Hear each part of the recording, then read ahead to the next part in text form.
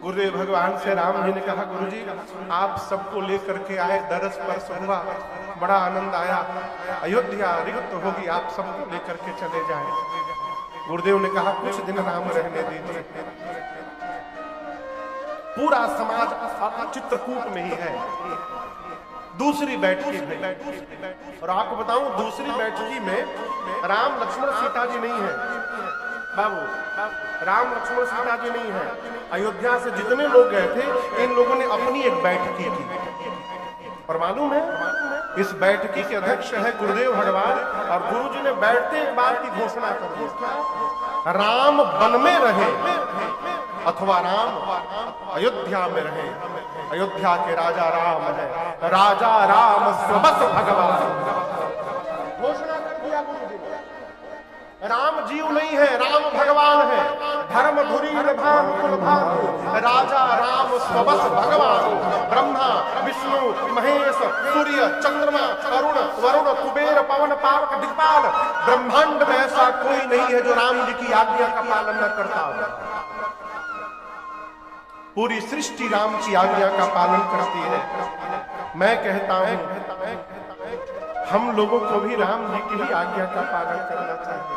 राखे राम रजाए हम सब कर हित होए। कहिए क्या करना चाहिए? भरत जी बोले, गुरुजी आज तक मेरे घर की विपत्ति आपने संभाली, गुरुदेव आप हमसे उपाय पूछ रहे हैं, सो सब मोरा भाग। गुरुजी बोले मेरे पास एक उपाय है भरत, यदि आप और शत्रुघ्न 14 साल वन में रहने को तैयार हो जाए तो मैं राम लक्ष्मण सीता को लेकर अयोध्या चला जाऊंगा, लेकिन उनके बदले आप दोनों को वन में रहना पड़ेगा। आपको बताऊं, जब गुरु जी ने बात कही ना, भरत जी इस प्रकार नाचने लगे जैसे मरे हुए महाराज जीवित हो गए। भरत जी नाचने लगे, कहे गुरुदेव आप कह रहे हैं कि मैं और शत्रुघ्न वन में रहेंगे, मेरे भैया को लेकर आप वापस चले जाएंगे। गुरुजी यदि ये ऐसा हो सकता है गुरुदेव तो मैं एक बात कहना चाहता हूँ, मैं 14 साल वन में नहीं रहूंगा। गुरु जी पूछे कितने दिन रहोगे? भरत जी बोले, गुरुदेव मैं जीवन भर वन में रहने को तैयार हूं, मैं अयोध्या लौटूंगा ही नहीं। कानन करऊं जन्म भरी बास, यही ते अधिक नमो पास। मैं भूल कर भी अयोध्या नहीं लौटूंगा गुरुदेव, शत्रुघ्न और मैं दोनों जीवन पर्यंत वन में रह जाएंगे, आप मेरे प्रभु को लेकर वापस चले जाइए। गुरु जी की मति हैरा गई। इस बात की कल्पना नहीं कर सकते थे कि कोई भाई अपने भाई के लिए जीवन भर वन में रहने को तैयार हो जाए। एक शब्द कहे बिना राम जी के पास गए। तीसरी बैठकी है राम जी के पास। राम जी से गुरु जी ने कहा, राम तुम्हारे भाई भरत के प्रेम ने आज मेरे विचार करने की शक्ति को समाप्त कर दिया। भरत स्नेह विचार न राखा। मैं तो कहता हूं जो भरत जी बोल रहे हैं ना वही कर लिया जाए। राम जी बोले, राम जी तो नाचने लगे, भरत जी को गले लगाकर बोले, भरत तुमसे अधिक सौभाग्यशाली धरती पर दूसरा कोई नहीं।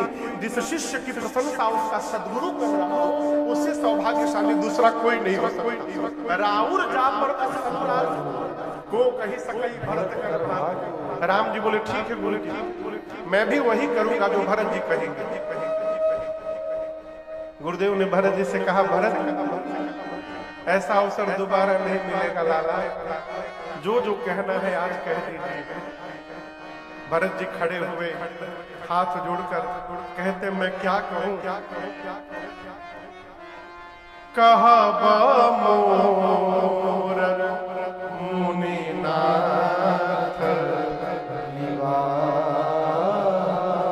मुझे जो जो कहना था वो तो गुरु जी ने ही कह दिया, लेकिन आज्ञा मिली है तो मैं आज कहूंगा। गुरुदेव मैं आप सबसे एक बात कहना चाहता हूं। मैं जानूं निज नाम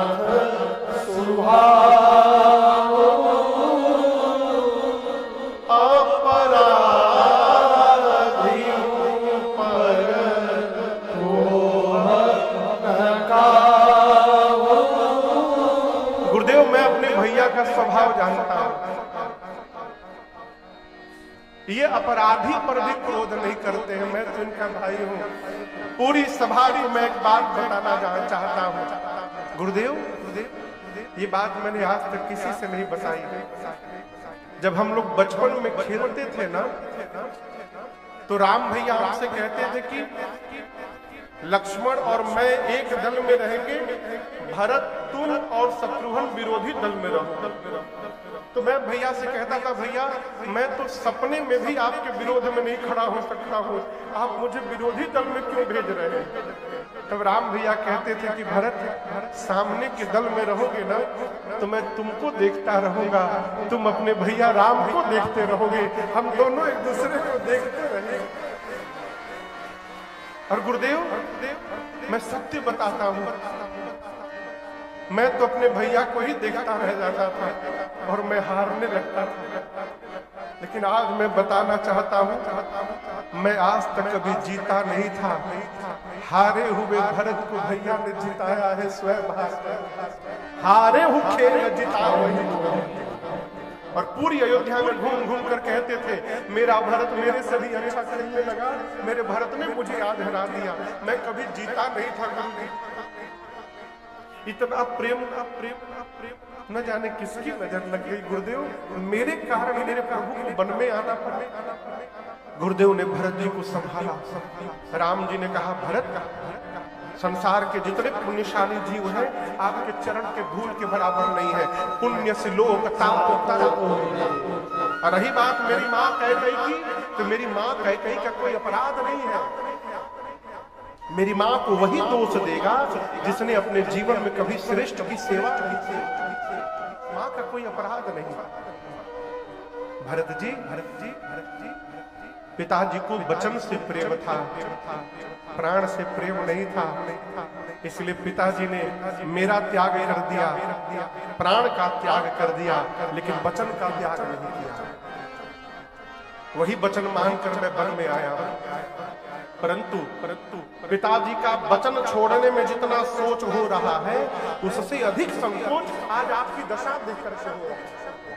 यदि आप कह दोगे भरत, तो आपके लिए मैं पिताजी का वचन भी छोड़ने को तैयार हूं। भरत जी सुने कि मेरे लिए भैया पिताजी का वचन भी छोड़ देंगे, इतना प्रेम। भरत जी आत्मसमर्पण कर गए। बोले, प्रभु जेहि विधि प्रभु प्रसन्न होए, करुणा सागर कीजिए सोई।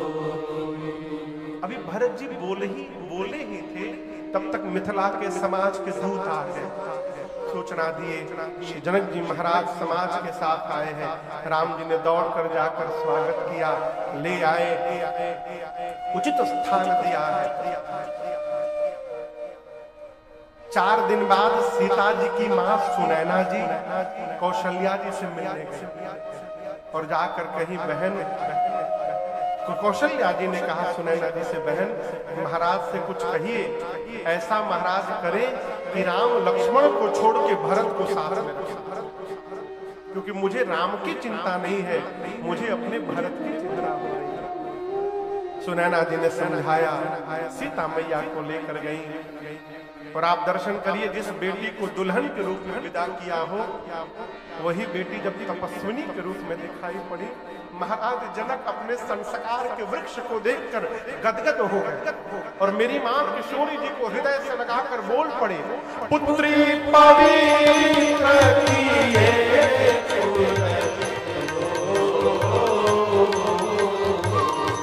पुत्री पवित्र किए,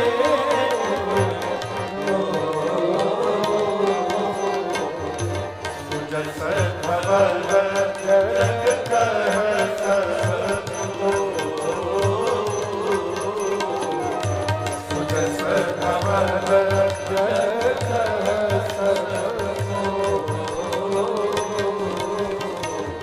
जिति सूर